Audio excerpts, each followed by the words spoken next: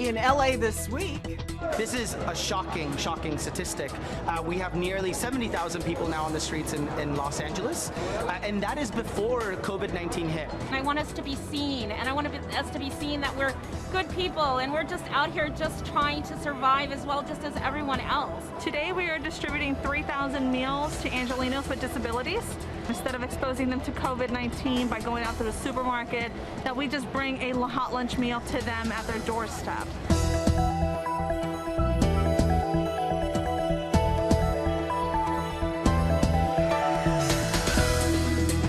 Hello everyone, I'm Saida Pagan. Here's what's happening in LA this week.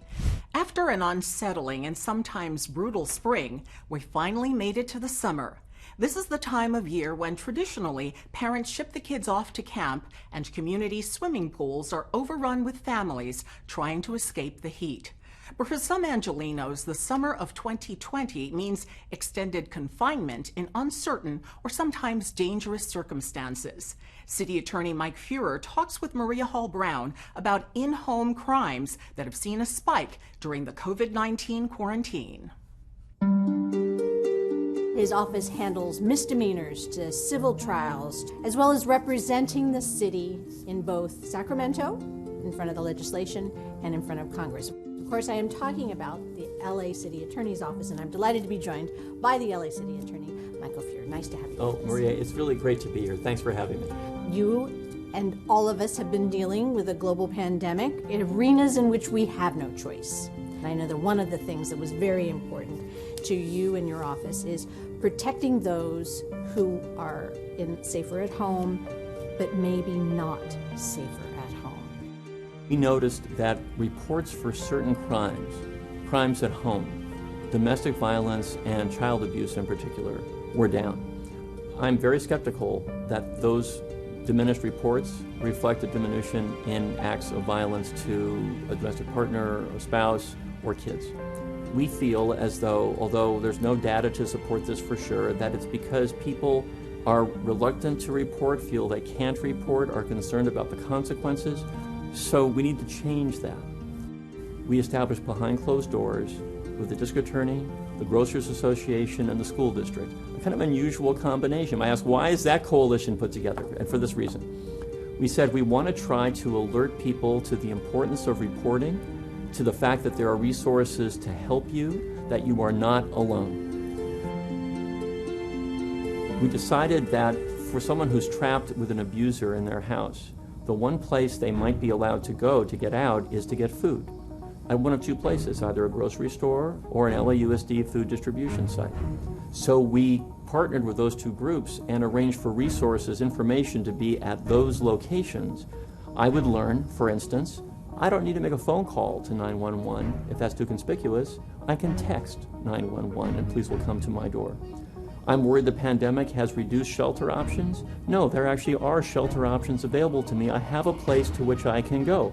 You've also had to make these decisions in a very rapid fashion, probably faster than normal. I mean, even just with the protesters and with those that are arrested in the peaceful protest, you made the decision that they are not going to have to do anything in that regard.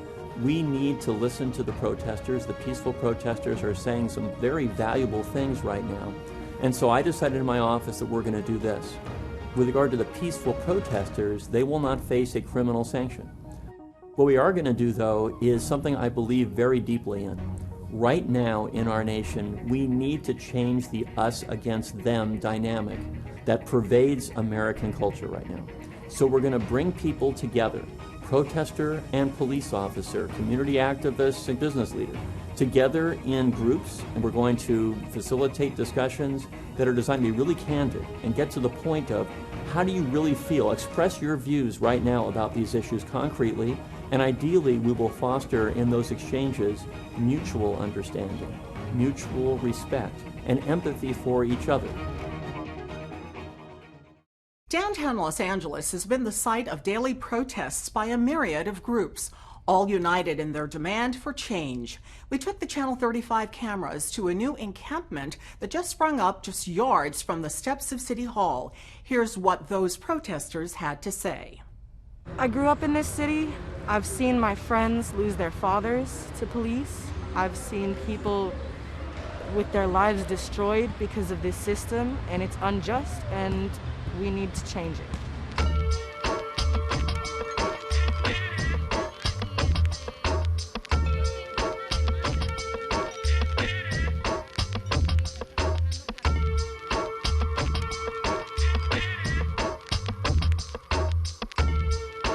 We can't just fight police brutality. We can't just fight one thing at a time. We need to pull every root. Education, that's one thing that we're focusing on too. Black future, there's a lot of young people here. This is an educational, spiritual space for people to abolish ignorance and defeat systemic racism. We can't be silent on this issue, especially us as white people. Me as a white queer person, we need to, within our own communities, address this issue verbally. We can't be silent about it. We will stay out here because we can until we get what we want, because this is our world together. To have that conversation is the beginning point of change. Supporters of the Rent Affordability Act literally brought their demonstration to the steps of City Hall. Armed with the latest homeless count results, the group gathered to demand change and equity for LA's renters. Take a look. Past midnight this morning, we got a report from the LA Homeless Services Authority saying that homelessness in LA County had increased by 14%.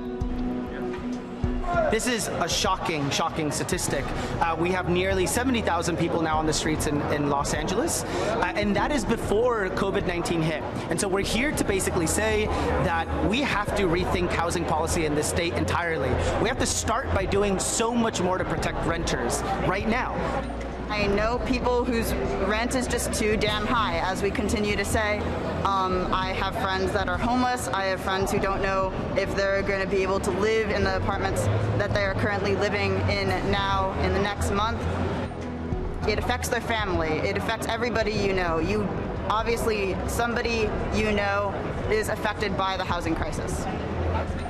If we don't want to see over 100,000 people on our streets next year, here in LA alone, if we want to do that, we have to protect renters, and we need to expand rent control as one of those key components. We need expanded rent control to keep people in their homes. We want rent control and we want vacancy control. We want to make sure that landlords aren't taking advantage of their tenants, and that the city of Los Angeles is supporting tenants rather than supporting the landlords.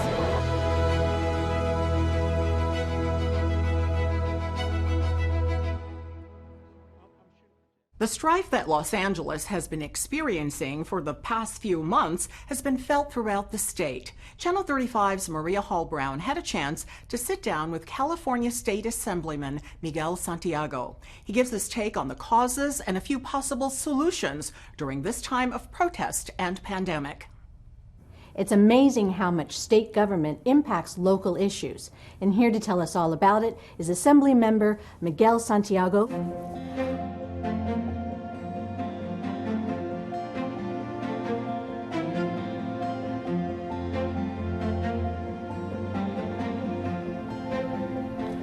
There's been a lot of pessimism from the protesters about whether there's actually going to be any change. What has been the response in Sacramento, and what are you seeing happening up there? Well, I'll tell you, look, we've already seen the change. This year, bills that we saw incredibly tough before may get through. In the years that passed, we fought, and I co-authored and co-authoring now, independent review on law enforcement. It has been vetoed, it has been stalled in committees. I expect that to get to the governor's office. Why not? The time is now. And the demonstrations across the state, I think, will help us with that. Police reform. Look, a couple of years ago, we had a robust debate. I was on the committee that helped push out the first bill ever in the nation to redefine what police use of force was.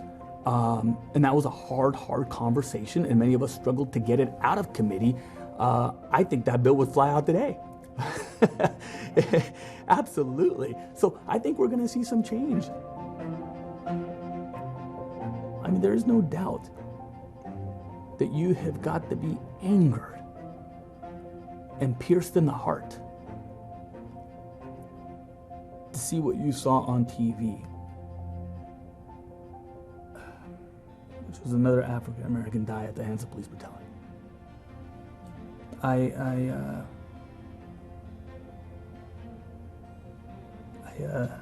shocked to my core, like I think everybody else was.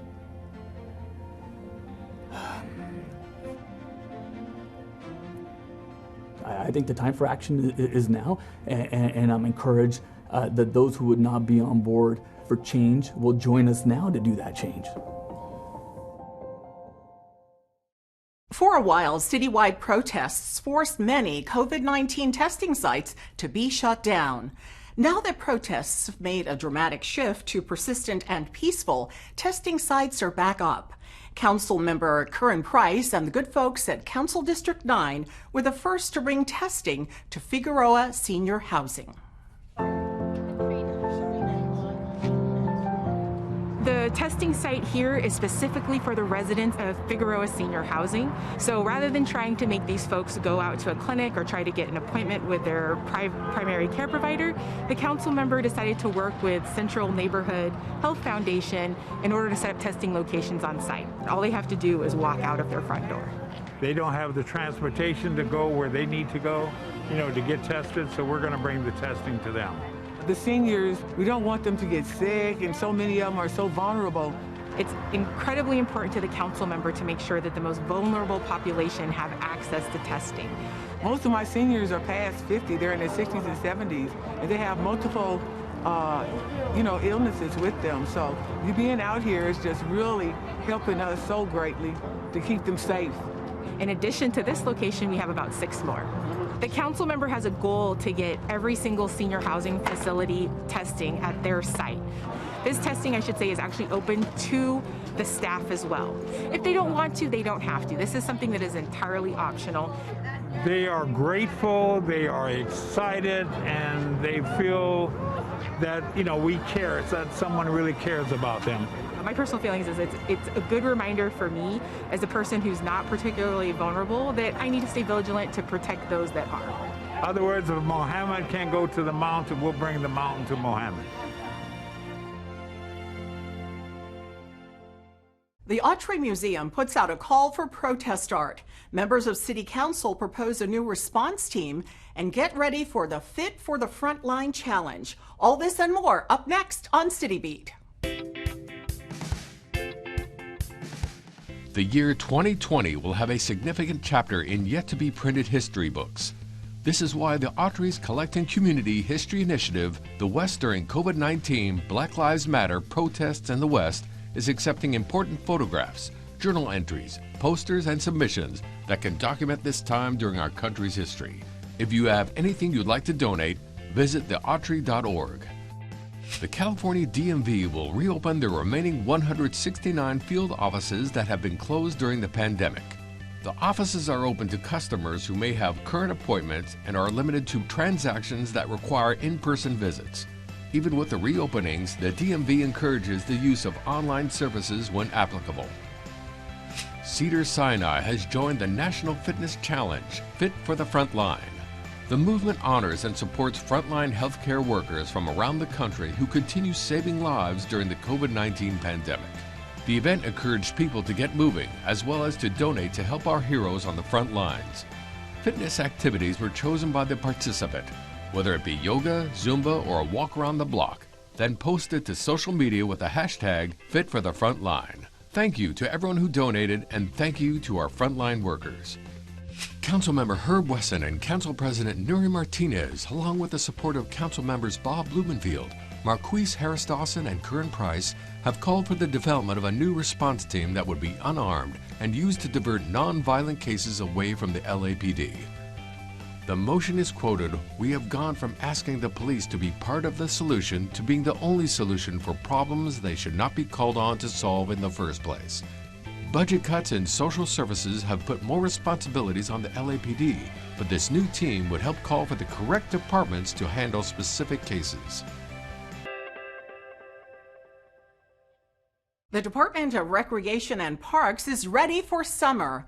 And as safer-at-home orders begin to relax, there are still great new ways that you and your family can still stay fit online. The program is called Reconnect LA.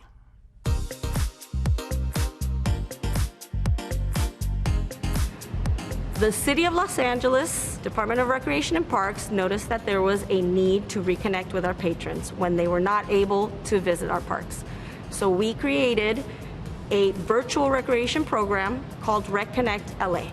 RecConnect LA started because when we were given orders by our mayor to stay at home, our parks were shut down, our facilities were shut down, they were closed, so our patrons were not able to come to our centers and enjoy relaxation and fitness and socialize. So we need to reconnect with our population, with the city of Los Angeles. And how better way than to create videos of fitness activities from our recreation professionals. Social media is extremely important because more people are online these days due to COVID. So it's a great opportunity to bring the parks to them.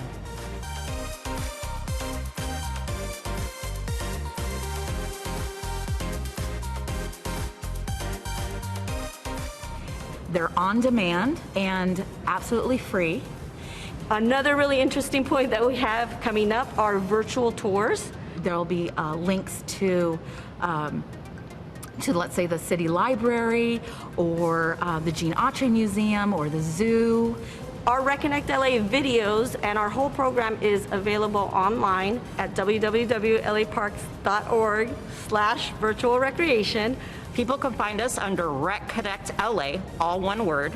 We are on Instagram, Facebook, TikTok, and Twitter. Our goal is to continue this program forever. It's going to become a core program of the City of Los Angeles Department of Recreation and Parks. Now reach up, raise your roof. Even as Los Angeles slowly opens up for business and safer-at-home orders begin to ease, the issue of food insecurity looms more widespread than ever. Fortunately, organizations like Think Watts and Aqua Equity are on the ground and in the neighborhood, ready to meet the need.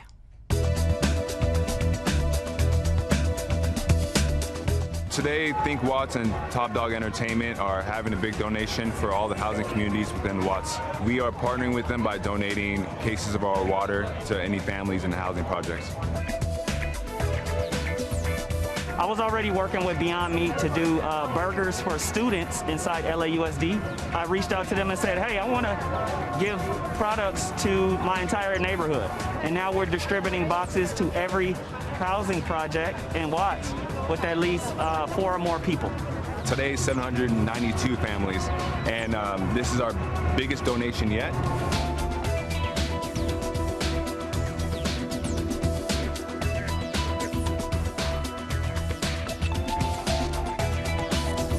As far as you asked me why, coming out here to do this, these communities need help all the time, with or without the coronavirus. We've done it with no funding, no real backing behind it, only just collaborating partners coming together. I want to do this moving forward. The Department of Disabilities was out in full force making sure residents with mobility challenges have access to hot meals. Just get a load of this operation. Today we are distributing 3,000 meals to Angelenos with disabilities.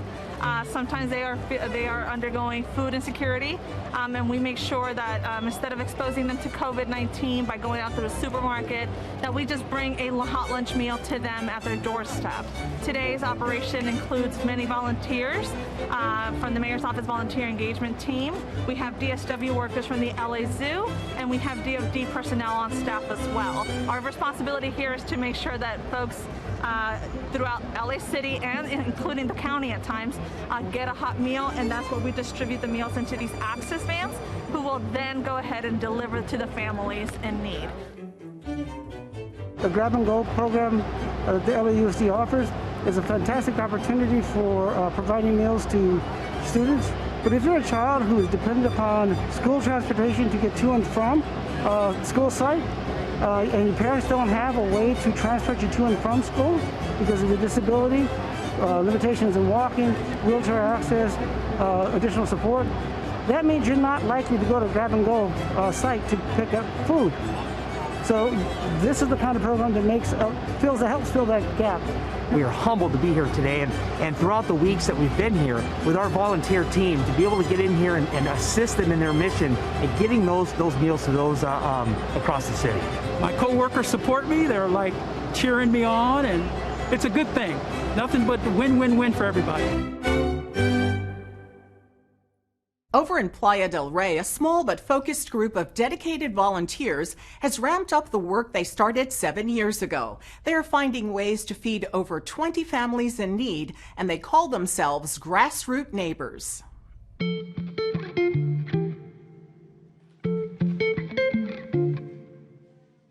We actually started a Feed the People program about 7 years ago, where we started cooking warm home-cooked meals to deliver to the homeless in Venice. And then in response to the COVID-19 pandemic, we've been able to launch in the last 3 weeks our mutual aid program to get food to families in need here on the west side. Currently we have about 26 households that we're serving, with about 92 people total in that, and that's only in the last 3 weeks. We're just growing and growing. Every day we get more requests for help.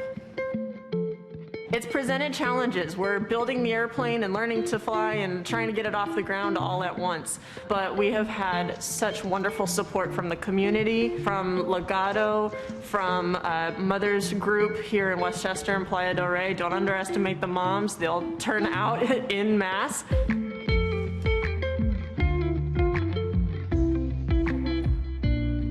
We are all 100% volunteers. Having a direct impact on your local community like this, we're directly helping people who need it, is really important, and it sort of can bring up your spirits a lot at a time like this when there's lots of people who need help, and you can get out there yourself and volunteer and make a difference to those people who need it. June is National Pride Month, the time of the year when we give focus to the ongoing issues of gender identity and gender equality. One of the city's best-known figures in the transgender community is Karina Samana. She is an advocate to some, a mother figure to others, a teacher, and a trailblazer. Here's her story. I am Karina Samana. I am the current chair of the City of Los Angeles Transgender Advisory Council, and I'm also the founding chair and still a member of the City of West Hollywood Transgender Advisory Board.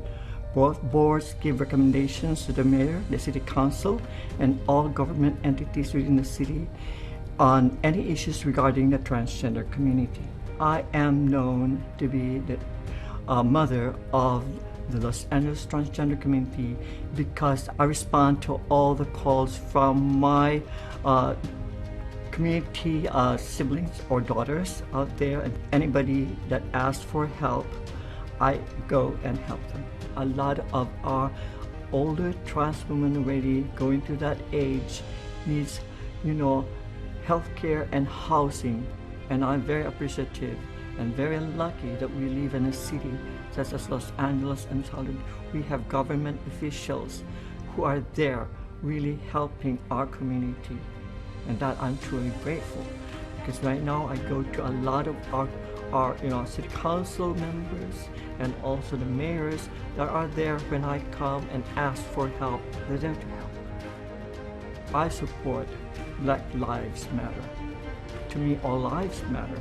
I've worked with law enforcement. I sit on their advisory board in the Sheriff's Department and LAPD, doing policies that we were created for interaction with the transgender community. All the policies are being used right now to help our community has gone through the work that our group had done during the AIDS epidemic and stuff like that. We were really out there with nothing. A lot of people really looked down upon us and say, hey, we did this to ourselves, and they didn't even care about us. And so now we're having the coronavirus. Now they're targeting Asian American families and Asian American people, especially the Asian transgender community that we brought in the coronavirus. I see a really bright future, being there for each other, moving forward. United, we stand forward, together we rise. Happy Pride, Los Angeles, being this is the 50th anniversary of LA Pride. Be safe, be proud, and be free.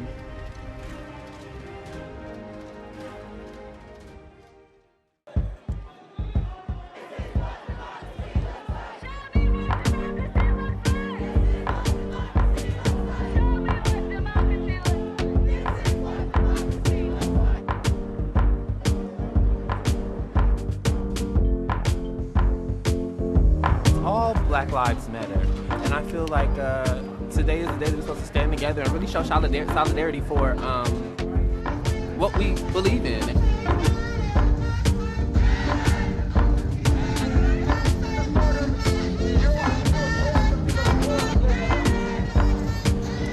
I can't live with myself if I don't do something to help my black brothers and sisters, my Latino brothers and sisters, my Asian brothers and sisters, all my brothers and sisters. This has gone on for far too long, and I've seen it going on. I've done little bits in the past to protest and try to be a part of change, but it just hasn't been enough.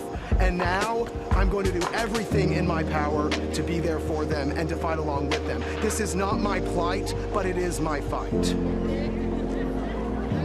I just want to be heard. I want us all to be heard, and I want us to be seen, and I want us to be seen that we're good people, and we're just out here just trying to survive as well, just as everyone else.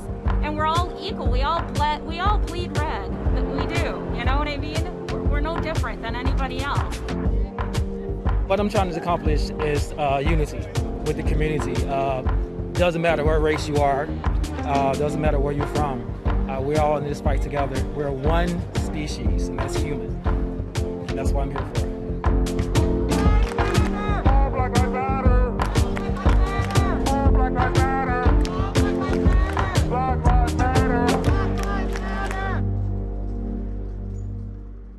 Compost collection resumes at the Atwater Farmers Market. It's the Day of the Ancestors Festival of Masks in Leimert Park. All this next on Virtual Things to Do. Breathe, move, heal.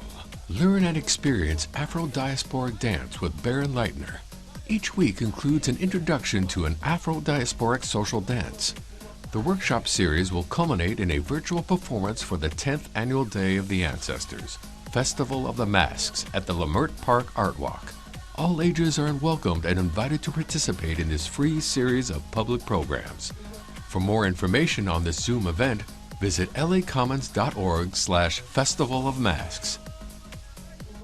Soundtrack for a Movement is a musical offering, a place to let go, and a call to cultivate our collective power. Each Saturday of Pride Month, they'll provide a soundtrack for this movement while amplifying Black and queer artists on their digital dance floor. Move, groove, dress up, dress down, perform and play in a virtual space that you'll co-create together. Bring your family, your pets, your costumes, whatever gets you in the party mood. This party is open to everyone all over the world. Check out Soundtrack for a Movement, June 27th at 5 p.m. For details, visit their listing on Eventbrite.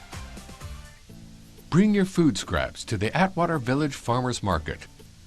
They'll be collected and composted locally at their regional compost hub located at the Audubon Center at Debs Park. There is no right container to store and bring your compost. You probably already have a great bin, jar, or bag at home. Use what you have. The Community Compost Collection is volunteer-powered and community-funded. If you enjoyed composting with LA Compost, they ask for a donation of $1 to $5 per drop-off. Take advantage of the compost collection at the Atwater Farmers Market, Sunday, June 28th. For information, visit lacompost.org. And that's a look at some virtual things to do. That's it for this edition. I'm Saida Pagan. From all of us here at LA This Week, thanks for joining us. A reminder that you can catch us online at lacityview.org. We're also on Facebook, Twitter, and YouTube. See you next time for more LA This Week.